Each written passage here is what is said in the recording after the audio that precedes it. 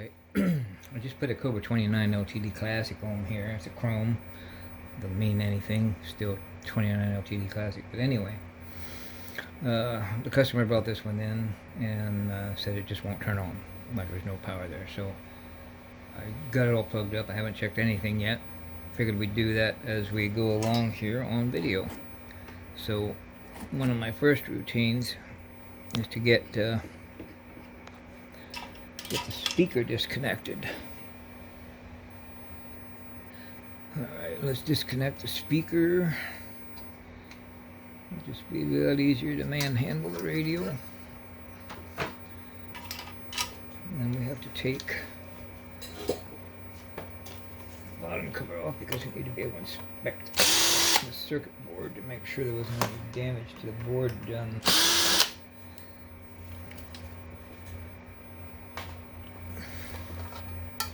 I'm not even going to look at the board yet because I want you to follow procedure here, the way you're supposed to when you're checking out something like this, which we would generally rule as something simple.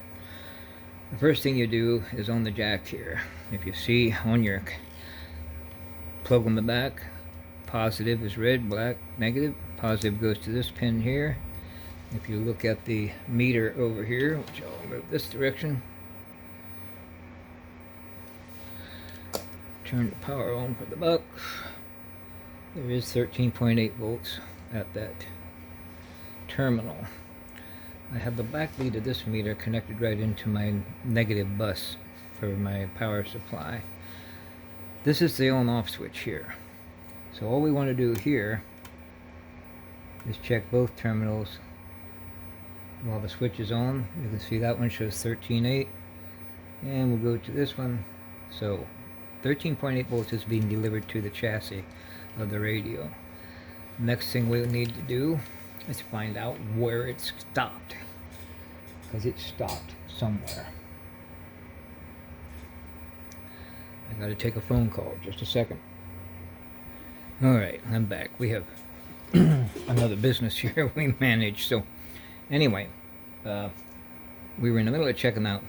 We established the fact that there's voltage current at the on-off switch being delivered to the radio.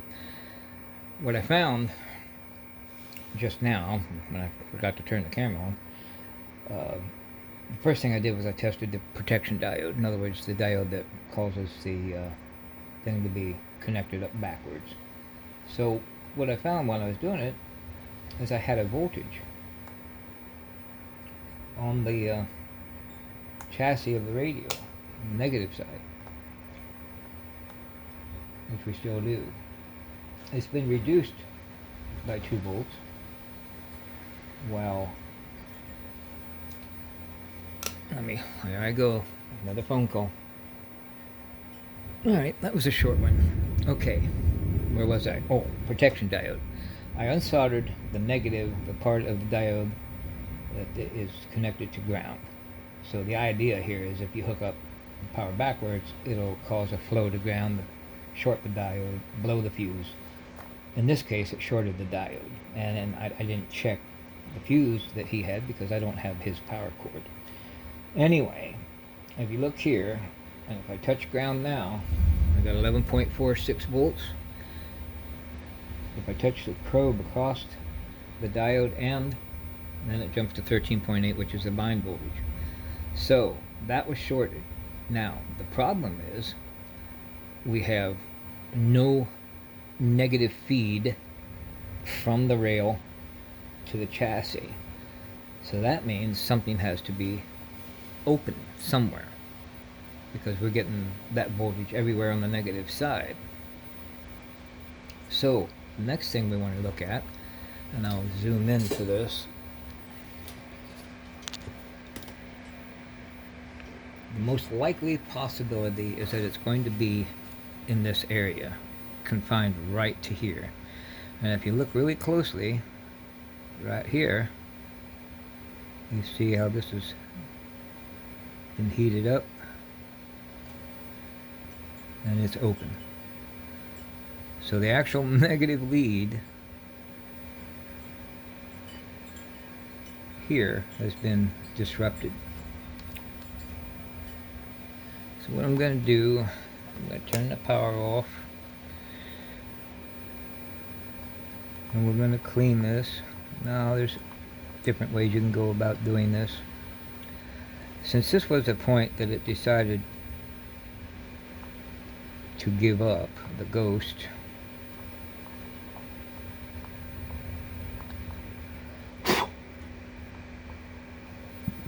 I don't want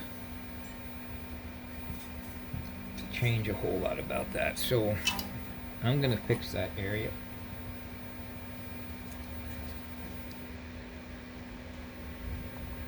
I'll put a little more solder there, put a little more there, put a little there. Then we'll take the lead off of a part. Won't take much anyway. I won't bother the lead length that much for me. Usually what I do is I get the junk out of my eye. You tack one end of it to the part you put solder on here and just let it bridge.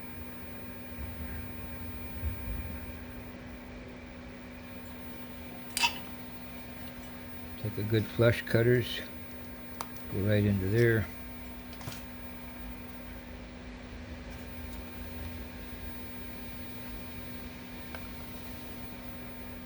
Also make sure there's nothing that can short to anything else.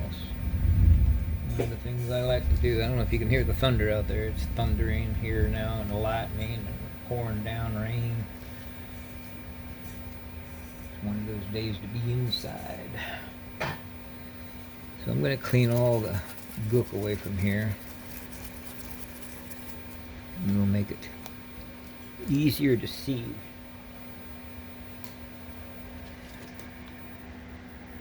You can see the repair I made right there.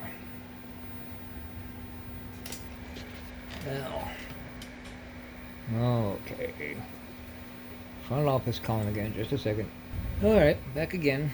Now, we're going to turn this thing on. I turned on my power back here.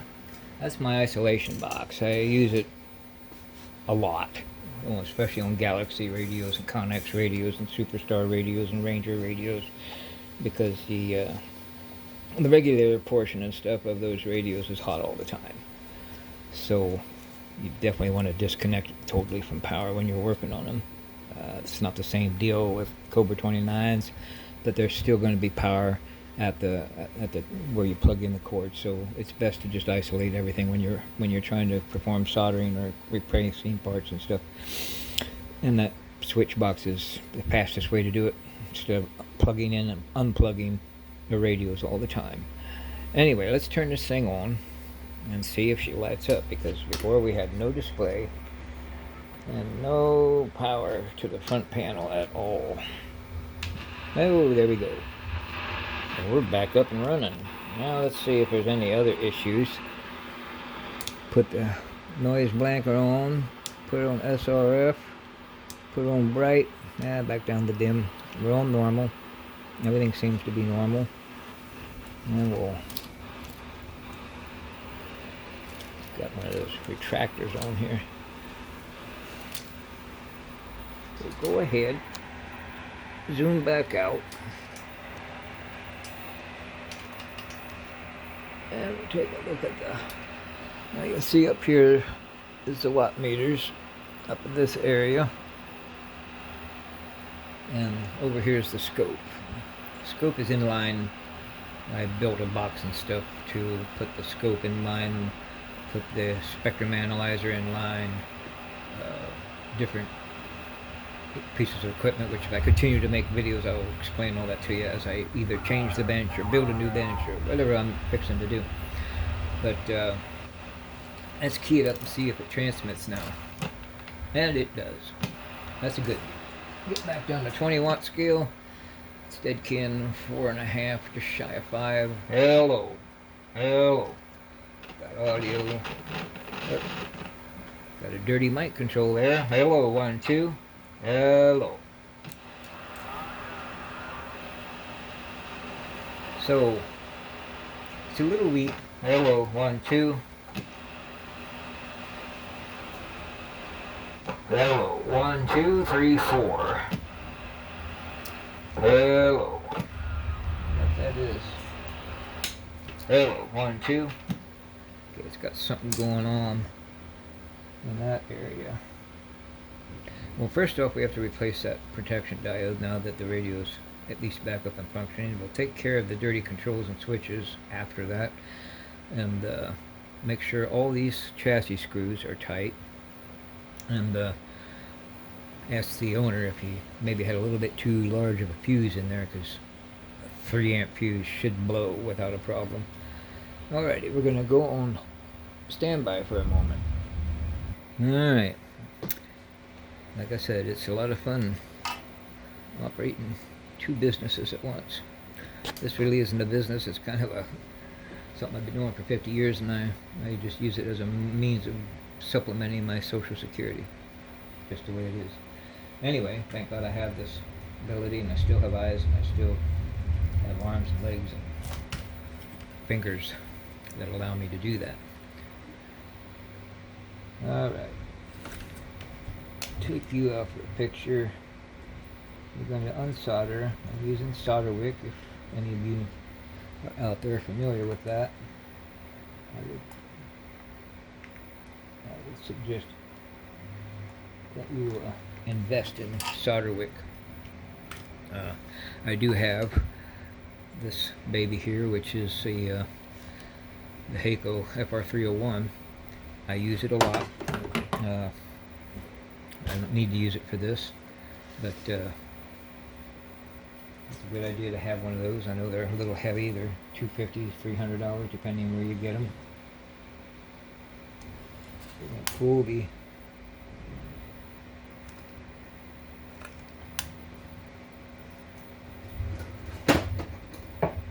protection diode out of there.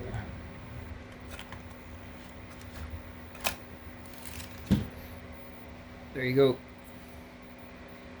We'll go get another one, and I'll hold off on this till I do. Alrighty, I'm back. Just had to go across the room there to get the diode, rectifier, whatever you want to call it. Probably would be more likely in the rectifier realm. And all you do here is you just bend the leads over. I leave one longer than the other because it's easier to guide it in that way. You always see, I don't know if you can see it. Try to get up close. And use a pointer. Right here's where this protection diode was. You can see the label there.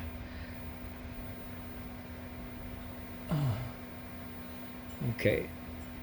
The part that looks like a triangle, the back side of this is the anode.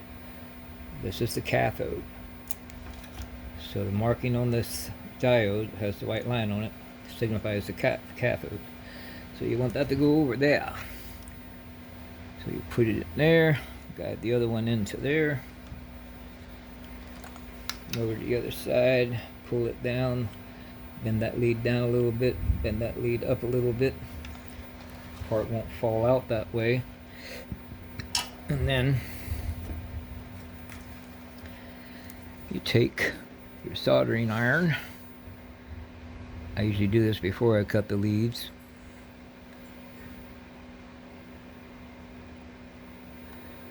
I need to clean my soldering iron tip.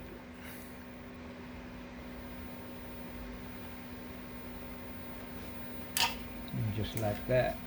Then you can take a real nice flush cutters and that's the end of that. Now we can go on to other issues. One of the things I talked about earlier was the testing all these chassis screws. They almost are never tight. See, that one is not cinched at all. This is important because it establishes the bypass capacitor to ground, which help the board be isolated but still have a reference to a chassis ground. Because you can have all kinds of issues with these being loose. I've had everything from the radio going into oscillations to humming, you name it. especially in Galaxy class radios. Not so much in the Cobra 29s. Cobra 29s, honestly, are very forgiving. Anyway, we're back to that now. So let's check out this thing again. Let's see if there's any chance of getting cleaner. Oh, thank God they have the old style controls in them yet. What I mean by the old style controls, a lot of the new stuff has, I'll point it out to you here, a lot of the new radios today have this type of control, which is essentially sealed. Now it's not perfectly sealed, you still... Alright, had to shut her down there for a moment. What I was talking about here were these kind of controls versus this kind of control. These are really hard to clean. I can do it, but it's much harder than cleaning these old style controls. Numerous interruptions. So we're going to clean these now. At least we're going to clean the one first and see how it works out. I have two different cleaners I use, of course. A lot of people use Deoxit. I use it. I usually, sometimes we use that as a follow-up clean after I clean it with this. And I'll show you this in a minute.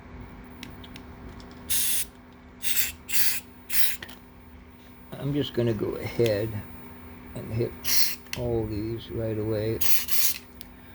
If one's dirty, they probably all are. And then we'll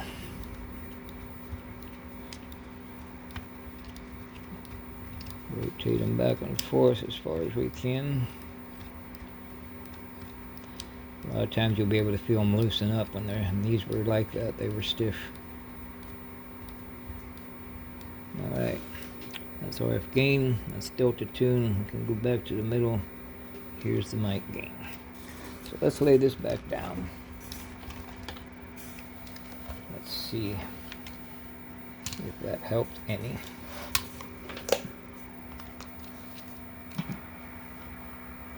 Oh yeah. Hello, hello, hello, hello, hello, hello. Hello, 1, 2. Hello, 3, 4. Get my monitor up there. Hello, hello, 1, 2. 1, 2, 3, 4. Alright, this thing hasn't honestly been tuned up very much, so now that we got the controls clean. Oh, this is talkback. I forgot these chromes had talkback on them, so let's try that out. Hello, 1, 2, 3, 4. Alright, I turned off the talkback here. Hello, 1, 2, 1, 2, 1, 2. Oh, for whatever reason, the talkback isn't working all that great.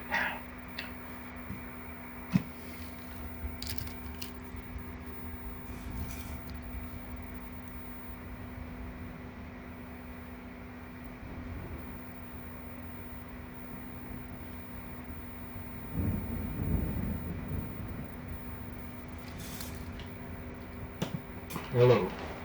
1, 2. 1, 2, 3, 4. Hello. Huh. Odd. 1, 2, 1, 2. Hello. Hello. Hello. Hello.